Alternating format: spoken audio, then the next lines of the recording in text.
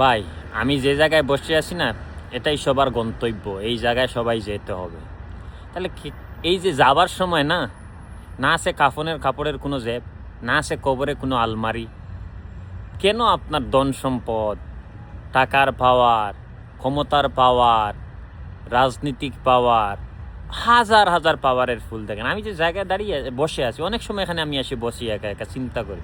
এই যে আমার পিছনে কবরগুলো দেখতেছেন, এটা হচ্ছে কমনওয়েলথ ওয়ারের সোলজারদের গ্রেভিয়ার্ড। এরা কিন্তু তখনকার তুক্কার খান ক্যাপ্টেন ছিলেন, মেজর ছিলেন। এরাও কিন্তু এই পৃথিবী চলে, এই মাটিতেই চলে গেছে। তাহলে কিসের জন্য আপনি এত পাওয়ার দেখাচ্ছেন ভাই? কিসের জন্য আপনার এত অহংকার?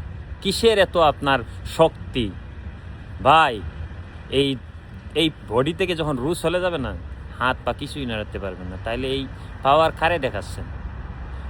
আসার সময় কিছু নিয়ে আসেন নাই, যাবার সময় কিছু নিয়ে যাইতে পারবেন না। যে কাপড়টা, এটাতে কোনো ব্যাগ নাই ভাই, কবরে কোনো আলমারিও নাই রে ভাই। ভালো থাকবেন।